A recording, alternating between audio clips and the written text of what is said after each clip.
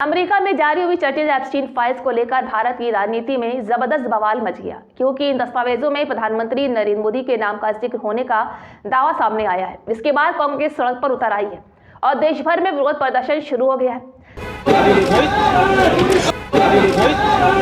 कि वो रंगरलियां मनाने का सबूत अमेरिका की सरकार अपनी वेबसाइट पर डाल के दे रही है और वही उनके अय्याशी के कर्जे चिट्ठे उजागर कर रहा है। तो आज ये प्रदर्शन सरकार से जवाब मांगने के लिए, क्योंकि अभी तक 4 घंटे हो चुके हैं देश की वित्त मंत्री फाइनेंस मिनिस्टर निर्मला सीतारमण को बोलते हुए, लेकिन अभी तक उसने एक बात बेरोजगारी की नहीं करी, एक बात उसने किसानों की नहीं करी, एक बात उसने युवाओं को शिक्षित बनाकर रोजगार देने की नहीं करी है। लेकिन पैसा खर्च कहाँ किया जा रहा है? पैसा खर्च किया जा रहा है जिसके सबूत एप्स्टाइन फाइल्स के अंदर आ चुके हैं।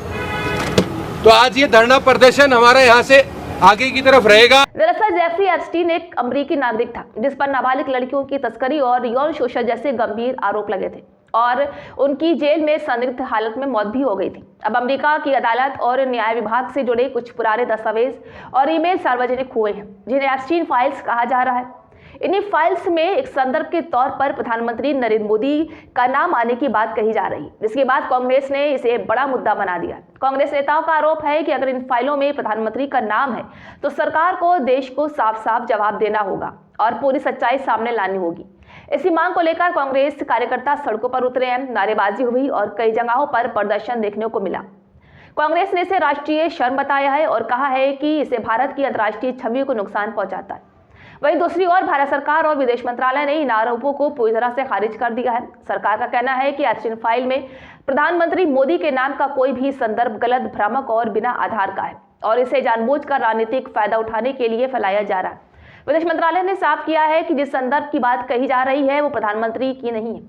2017 की आधिकारिक इजराइल यात्रा से जुड़ा एक के समान उल्लेख है जिसका एप्स्टीन या किसी भी गैर कानूनी गतिविधि से कोई लेना देना नहीं। सरकार ने यह भी कहा है कि एक सजा पाए अपराधी से जुड़े दस्तावेजों की अपुष्ट बातों को सच मानना गलत है। भाजपा ने कांग्रेस पर आरोप लगाया है कि वो जानबूझकर झूठ फैलाकर देश की छवि खराब कर रही है और राजनीतिक रोटियां सेकने की कोशिश कर रही।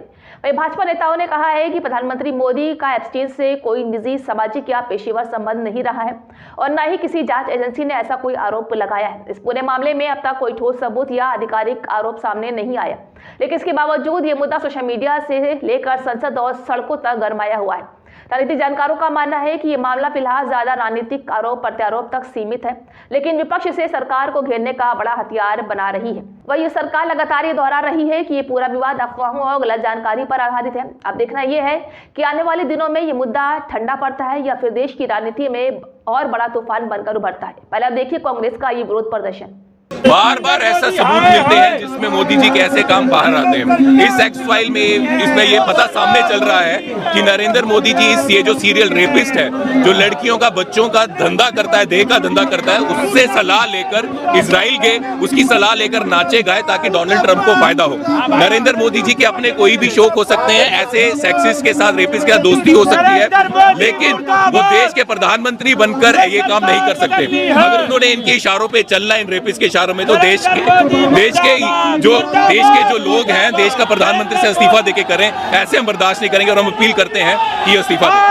हम नहीं मानते मोदी जी का अगर इस इंसान के साथ कोई रिलेशन नहीं है तो उनको अपनी चुप्पी तोड़नी चाहिए और बोले मैं इनसे कभी नहीं मिला। हम ये कह रहे हैं कि अगर मोदी जी बोले इस इंसान से मैं कभी नहीं मिला, नहीं सलाह ली, मोदी जी की खामोशी बता रही है दाल में कुछ काला है।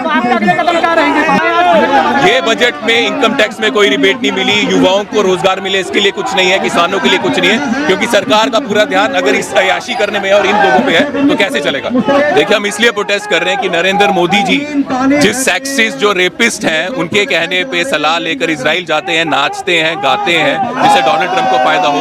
अगर मोदी जी प्रधानमंत्री रह के ऐसे करते हैं, इससे देश की छवि को धक्का लगता है, देश की छवि खराब होती है।